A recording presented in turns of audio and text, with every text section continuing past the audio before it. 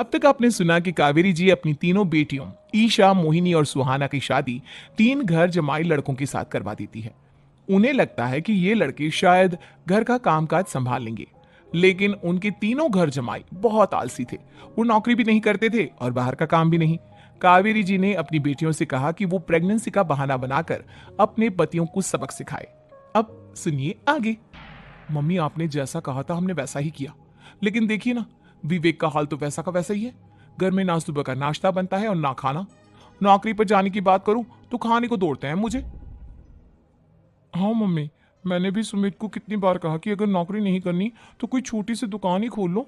घर का खर्चा कैसे चलेगा? देखो दोपहर के 12 बजने आए और जनाब अभी तक सो रहे हैं। हाँ मम्मी, ईशा और सुहाना ठीक कहती हैं। अविनाश का भी यही हाल है। जब मैंने अपनी प्रेगनेंसी के बारे में कहा तो मुझसे कहने लगा, अरे दूसरी लड़कियां तो 9 9 महीने तक नौकरी करती है, बस डिलीवरी के टाइम छुट्टी लेती है। मोहिनी, तुम भी नौकरी करो। अब मुझे कहाँ नौकरी मिलेगी? मम्मी बताओ अब मैं क्या करूं? हे भगवान, क्या सोचकर घर जमाई दामाद लाई थी मैं कि मेरी बेटियां मेरे पास रहेंगी और खुश रहेंगी। लेकिन इन आलसी दामादों ने तो हमारी जिंदगी को भी प्रॉब्लम में डाल दिया है। मैं तो कहती हूँ मम्मी, हम लोग वापस अपनी जॉब पर जाना शुरू कर देते हैं। बता देते हैं इन लोगों को कि हमने प्रेगनेंसी का बहाना किया है। नहीं नहीं बेटा, ऐसी गलती भी मत करना। अगर तुमने ऐसा किया तो इन तीनों की आदत और खराब हो जाएगी।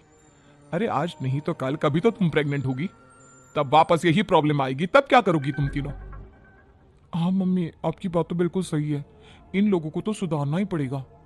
लेकिन कैसे? अपने बच्चों के आने की खबर सुनकर भी इन लोगों पर कोई असर नहीं हो रहा। पैसे कमाने के लिए घर से बाहर निकलना ही नहीं चाहते ये तीनों। अब मेरे दिमाग में एक प्लान आया है। तुम तीनों चिंता मत करो, उन तीनों को बुलाओ, फिर मैं बात करती हूँ। थोड़ी देर बाद कावेरी जी अपने तीनों दामादों को सामने बुलाकर अपनी बात कहना शुरू करती हैं। अविनाश, सुमित और विवेक, देखो बेटा, मैं ना तुम तीनों से बड़ा प्यार करती हूँ, इसीलिए तो तुम्हें घर जमाई बनाकर रखा है मैंने। अरे मम्मी जी, सीधे सीधे कहिए ना, क्या बात है? प्यार तो हम भी आपको बहुत करते हैं। अरे मम्मी जी, आपकी इज्जत भी बहुत करते हैं। अरे भैया, आपकी जैसी सास और कमाने वाली बीवी सबको मिलती है क्या? हाँ मम्मी, विवेक और सुमित ठीक कह रहे हैं। आपकी बेटी से शादी करके मेरी तो जिंदगी ही अच्छी हो गई है। जानती हूं मैं, और ये भी जानती हूं कि तुम तीनों अपने अपनी बीवियों से बहुत प्यार करते हो। बेटा, बात ऐसी है कि हमारे कुल गुरु ने कहा है कि प्रेग्नेंट होने के बाद मेरी तीनों बेटियां शुरू के 4 महीने हमारे गांव में जाकर रहेगी, जहां मेरे चाचा जी रहते हैं। अरे लेकिन क्यों मम्मी, गांव में जाकर रहने की क्या जरूरत है इन तीनों को? वो क्या है ना बेटा, हमारे परिवार को एक श्राप है। अगर मेरी बेटियों ने यहां पर बच्चा पैदा करने की कोशिश की तो उनके बच्चों को कुछ भी हो सकता है। इसलिए अब से लेकर 4 महीने पूरे होने तक इन्हें गांव वाले घर में रहना पड़ेगा। हाँ, तो इसमें प्रॉब्लम क्या है मम्मी जी? हम भी वहाँ जाकर रहेंगे, पिकनिक मनाएंगे। अरे भाई, बीवी जहाँ हम भी वहाँ। हाँ यार, आइडिया तो बहुत अच्छा है। शहर की जिंदगी में रह रहकर परेशान हो चुके हैं, अब कुछ दिन गांव में बिताएंगे। तुम लोग समझने की कोशिश क्यों नहीं करते? तुम में से कोई भी वहां नहीं जा सकता, और मैं यहां रहूंगी ना तुम तीनों के साथ। 4 महीने की तो बात है, उसके बाद ये तीनों ही लौट कर आ जाएंगी। ठीक है मम्मी जी, अब हमारे बच्चों का सवाल है तो ये तो करना ही पड़ेगा। कावेरी अपनी तीनों बेटियों को कुछ दिन के लिए घर से बाहर कहीं दूसरे शहर में रहने के लिए भेज देती है। कुछ दिनों के बाद, अरे मम्मी जी, बहुत दिन से पिज्ज़ा नहीं खाया, मंगवाइए ना।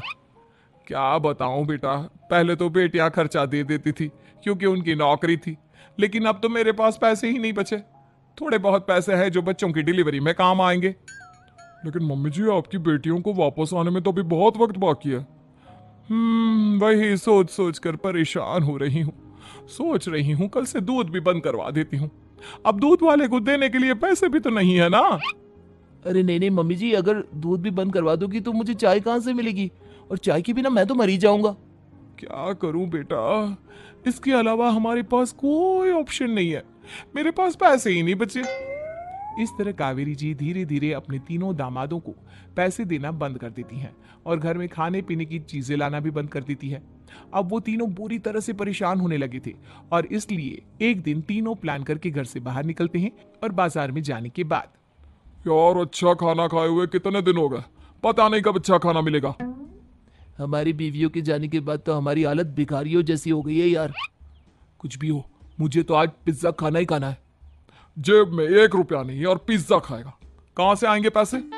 अरे देख वहां सामने बोर्ड पर क्या लिखा हुआ है, कंप्यूटर पर काम करने के लिए एक आदमी की आवश्यकता है। भाई मैं तो जा रहा हूँ, काम करूंगा और शाम तक पैसे लाकर आराम से पिज्जा खाऊंगा।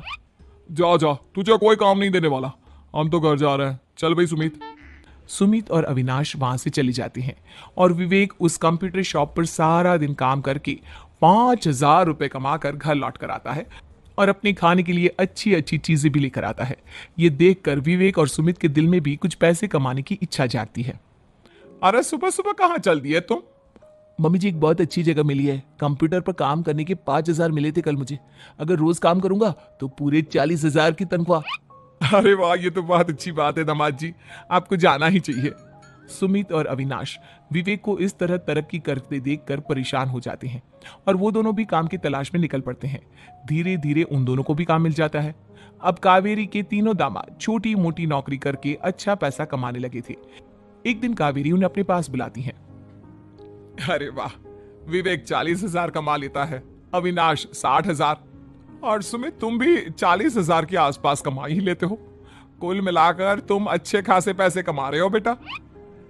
हाँ मम्मी जी, बहुत मजा आता है जब महीने के एंड में मोटी रकम हाथ में आती है। पूछिए मत मम्मी जी, घर में रहकर रोटी बना बनाकर और तो जैसा महसूस होने लगा था मुझे तो। हाँ बेटा, तुम तीनों की बात तो बिल्कुल ठीक है।